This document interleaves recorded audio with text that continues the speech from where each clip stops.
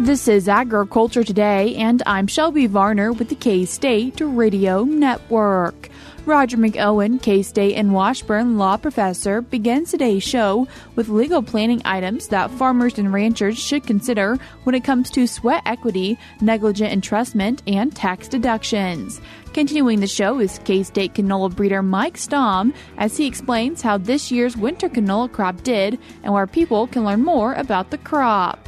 The Beef Cattle Institute's Brad White, Phillip Lancaster, Bob Larson, and Dustin Pendell conclude today's show with a discussion on making risk management plans when shipping calves this fall. The experts talk about the importance of past sale tickets, having a strategy, and collecting data. That and more is coming up ahead.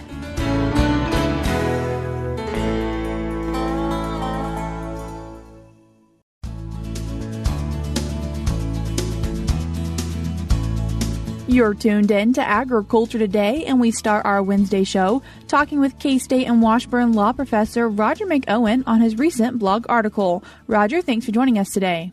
Thanks for having me, Shelby. Roger, talking about a few points in this blog article, and the first one, discussing sweat equity and why maybe that's not how we should do things. Well, indeed, I think that there's a lot of peril in doing things informally, and a lot of farming arrangements happen to be informal, and sweat equity is one of those.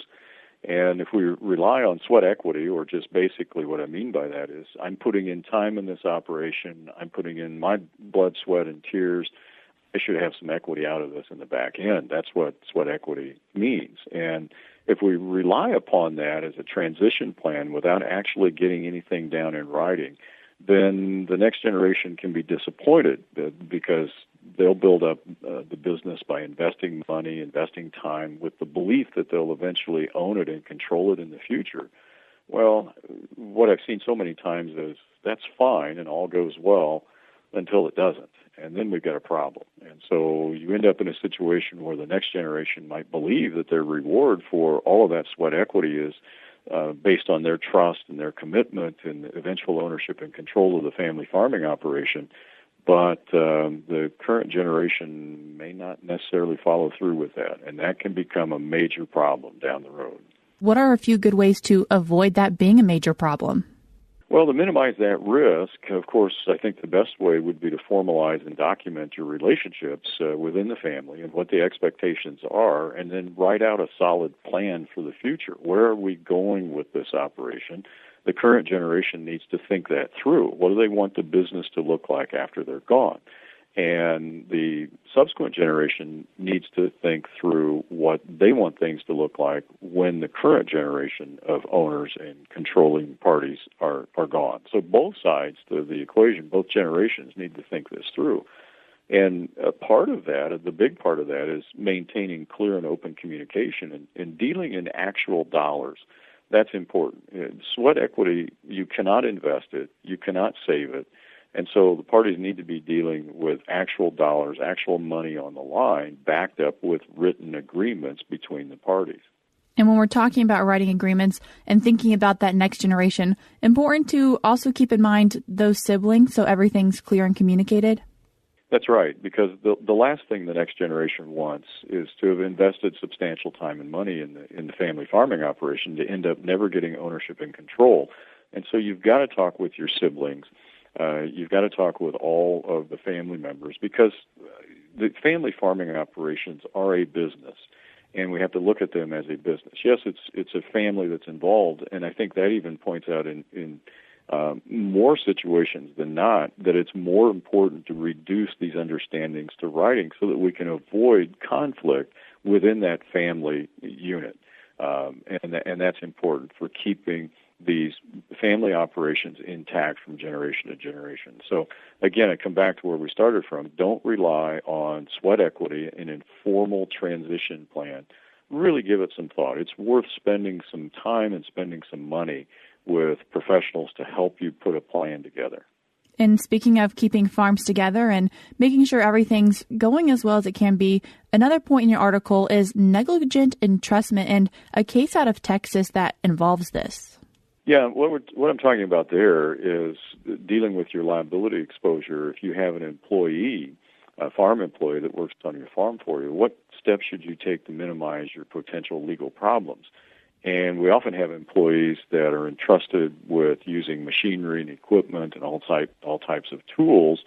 Well, the question can be, what if the use of those by a farm employee or a family member of a farm employee results in some type of liability exposure, an injury, some type of accident, those types of things. And again, we come back to formalizing agreements, and I'll get to that in a moment. But you're right, there was a recent case, and this is out of Texas. It was a 2023 case, and we had a young man that was killed while riding an ATV driven by the teenage son of the farming operations employee. So the individual that was killed was not an employee. He wasn't riding with an employee. He was riding with the son of an employee on that farming operations ATV. Well, the accident occurred off the farm's premises during a fishing excursion that these two teenage boys went on, and the farm owner got sued for wrongful death based on negligent entrustment. The ATV was used by the employee on the farm. It was a farm ATV, and so what the plaintiff was doing, the plaintiff's attorneys was doing in this wrongful death case, was trying to connect all the dots and to tie it back to the farming operation, even though it wasn't used by the farm employee on the premises at the time of the accident.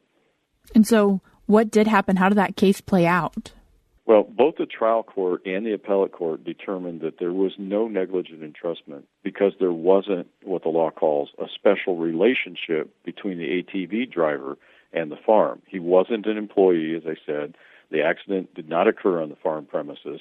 It was being used at the time of the accident for personal purposes rather than business purposes. And so there really wasn't a tie back to the farming operation or the owner of the farming operation.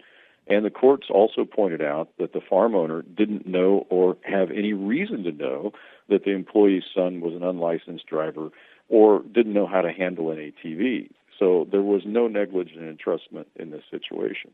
And Roger, you mentioned formalizing agreements around this topic. So what might farmers and producers want to be doing?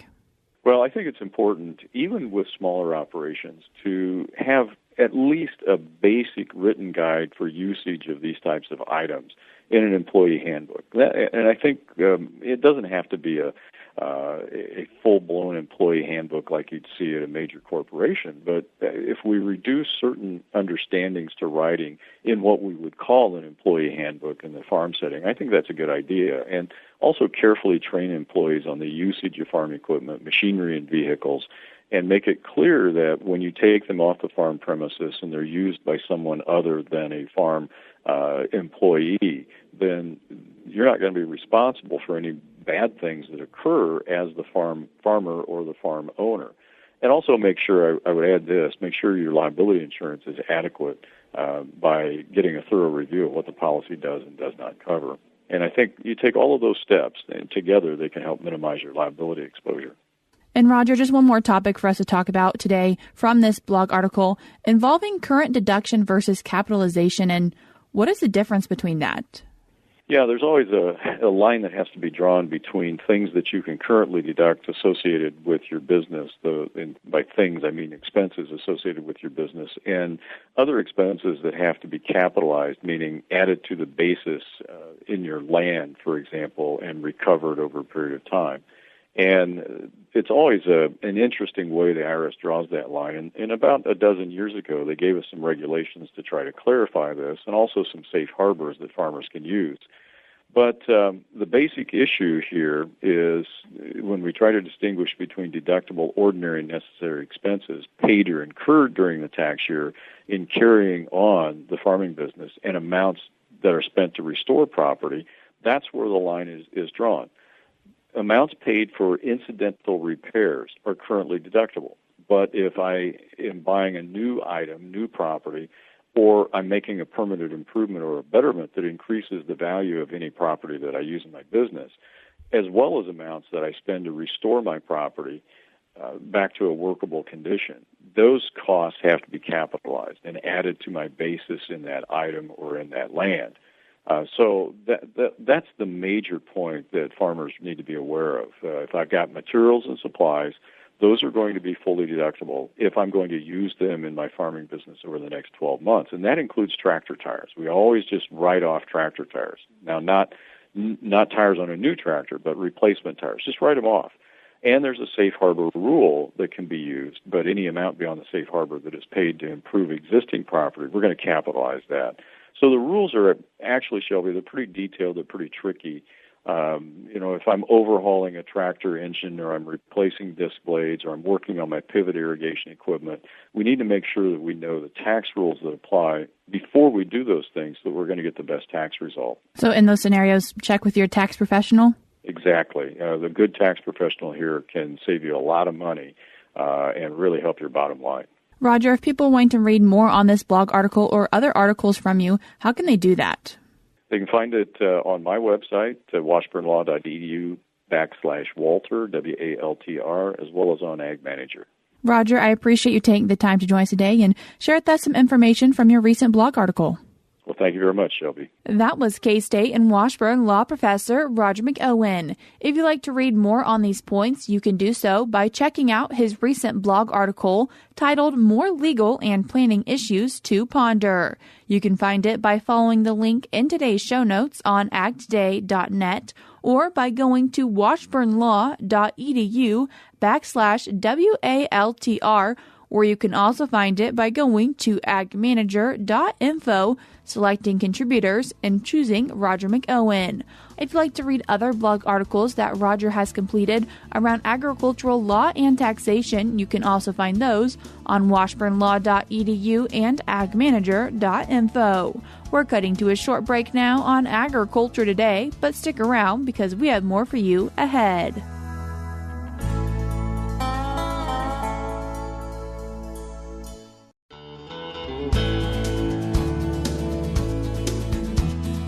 You're tuned in to Agriculture Today, and we continue our Wednesday show, the recap of the winter canola crop and upcoming learning opportunities for winter canola with K-State canola breeder Mike Stamm. Mike, thanks for joining us today. Thanks for the invitation. Mike, how was this year's crop of canola? I think it was a very good year for kind of a return to seeing more acres in our region. I think overall producers were pretty pleased with the yields that they got. Now, similar to what the wheat crop was like, we had some variability across the state. We've had plots that are 45 minutes away from each other, and one plot averaged in the 50s and the other one averaged in the 20s, and it really just kind of depended on when the moisture came in the spring. And that was kind of the big impact on the crop this year, was that first part of spring was really dry through March and April, and that kind of limited the yield potential of the crop overall. But then when May came, the rains came, and grain fill was relatively cool, and so that really lended itself to giving us the yields that we had this year. Can you go into a little bit more of what were maybe some issues or concerns this year with that canola crop? That early spring drought was really the main concern. Now, we did have some cold weather throughout the winter months, but we really didn't see much of winter kill per se. We did see at some locations a little more crown damage that affected overall stem health at the end of the season, and we think that could potentially have limited some of the yields at a few of those locations.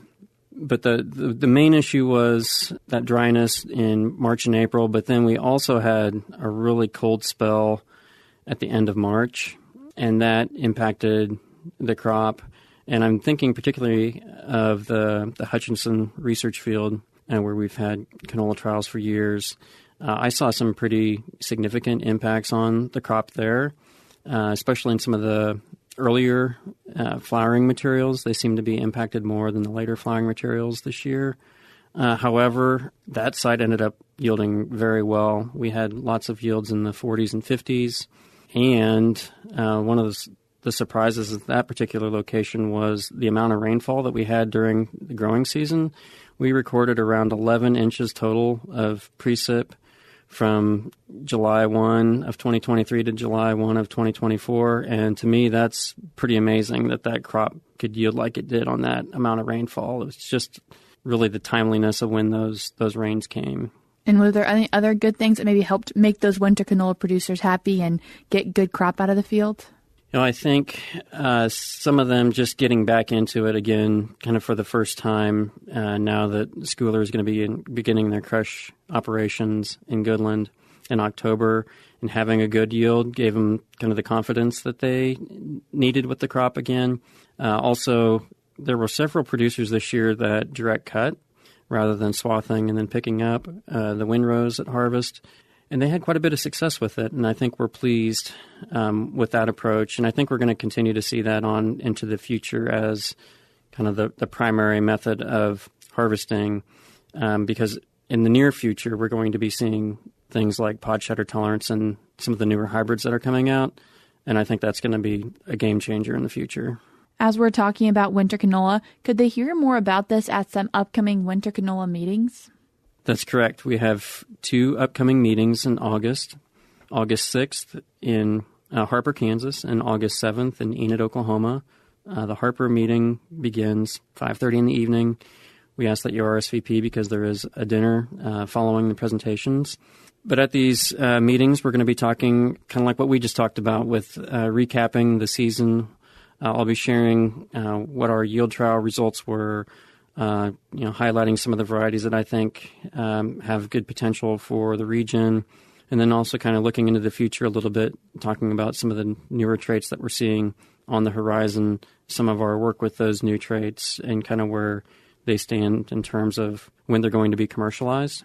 We'll also have some discussion on some of the more recent research that's gone on with some of my colleagues at Oklahoma State, looking at what are the impacts of winter survival on yield, and then also some important information on nitrogen fertility, looking at different rates and splitting those rates, whether it's in the fall or spring or splitting them in the spring, just looking at kind of the optimization of nitrogen fertilization in winter canola.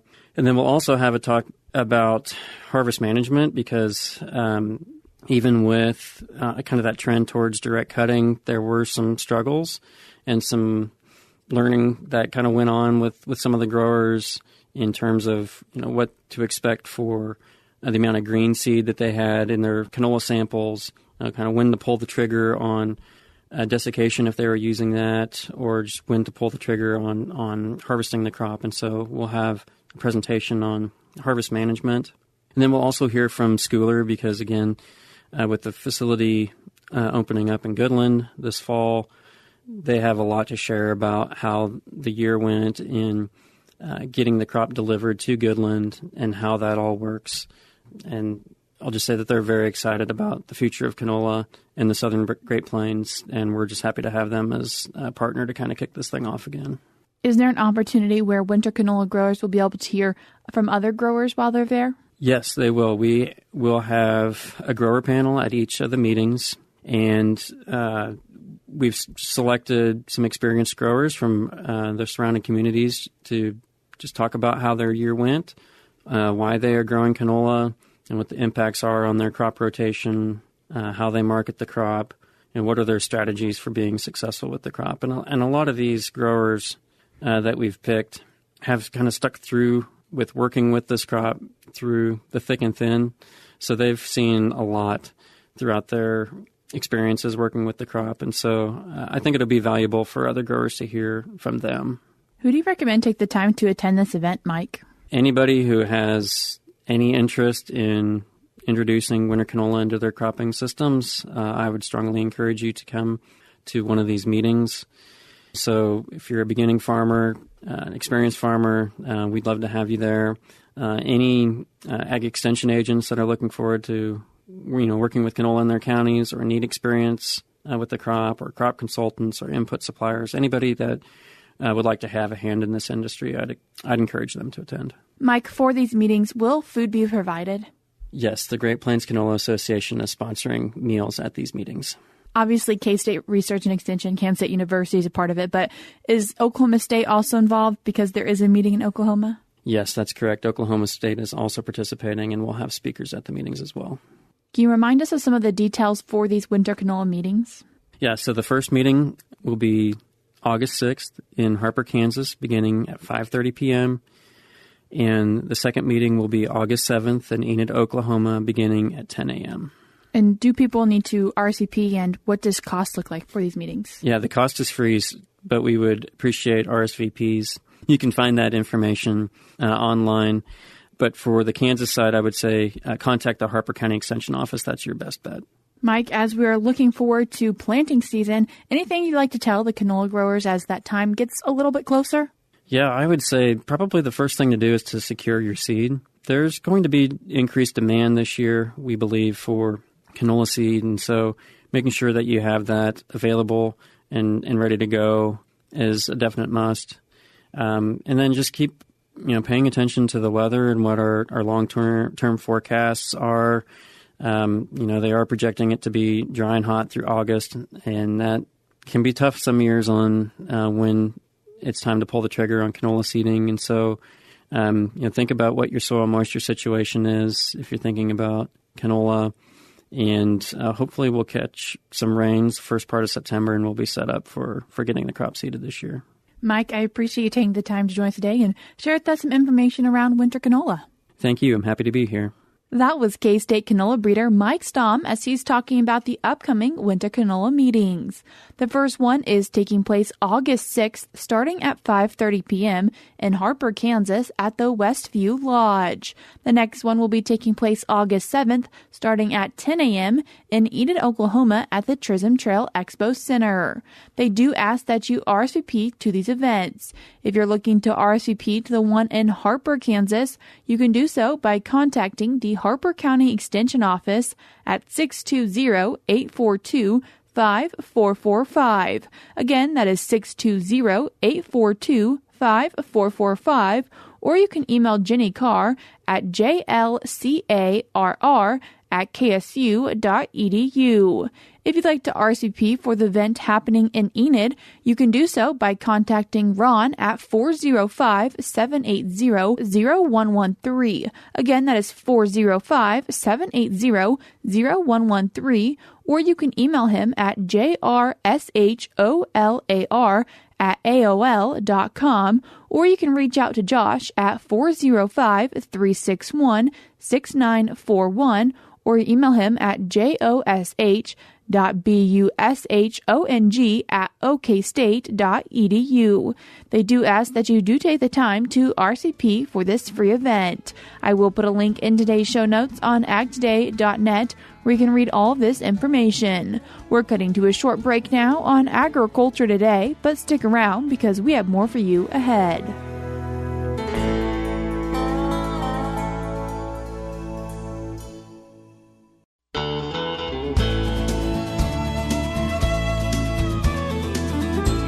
Tuned back into Agriculture Today. I'm Jacob Cloughton for Shelby Varner, and we end today's show with Brad White, Phillip Lancaster, Bob Larson, and Dustin Pendell from the Beef Cattle Institute. Dustin, I'm going to turn to you. And cattle prices have been good lately, which is something to look forward to as we go into fall. But it's time to actually start thinking about how am I going to market my calves. So if I have, in the scenario that I had calves born in the spring, and they are due to be sold in October, November, December, typically. That's my time frame. Any advice as I start thinking about marketing for this fall? Because this may be a year that I just say, I'm not going to worry too much about it because I think prices are good.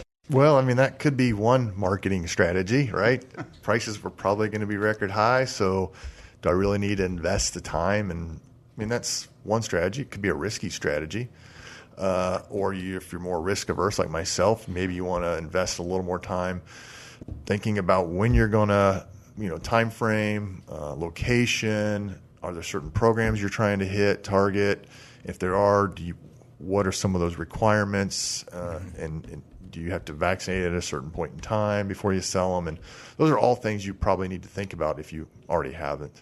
Yeah, and as you think about putting some of those things together, it ties into one of the questions that comes up is, what weight do I think my calves are going to be at the time of marketing? So, Phillip, what are some of the ways that I could kind of project or look forward to? How do I know what weight they'll be at a specific time in the fall? Well, probably just trying to estimate based on past years, knowing what your sale ticket looked like the last few years. There are some nutrition programs and things that we could use to try to project based on forage that you've got and things like that, but that's probably a little bit more in depth than most producers are going to do. That's one where it's really helpful to have some records about how your herd has performed in the past. Now, there's year-to-year differences, and you can, in your local area, what's grass production like, particularly as we get late summer. It's been, at least around us, it's been pretty good up till now, but things can change, and that's going to change in the growth curve. But if you have a number of years' records, you can kind of predict, well, based on this year's forage, it seems more like a certain year, and that gives you an idea of what those calves are going to wean off on, and you can start maybe doing some risk management on the price side if you're concerned. Dustin, you mentioned might be risky to do nothing, but I want to start kind of planning as I look forward. Should I lock in prices now? Should I wait? And how do I make that decision? Because I know that's not a singular answer for everyone. Yeah, again, it comes back to kind of your risk level. Some folks are more risky and they're willing to just take the cash price maybe if they go to a sale barn later in the year. Others might want to lock that in. They know exactly what their break even is, so they might want to try to participate in some kind of forward contract, some kind of maybe futures contract.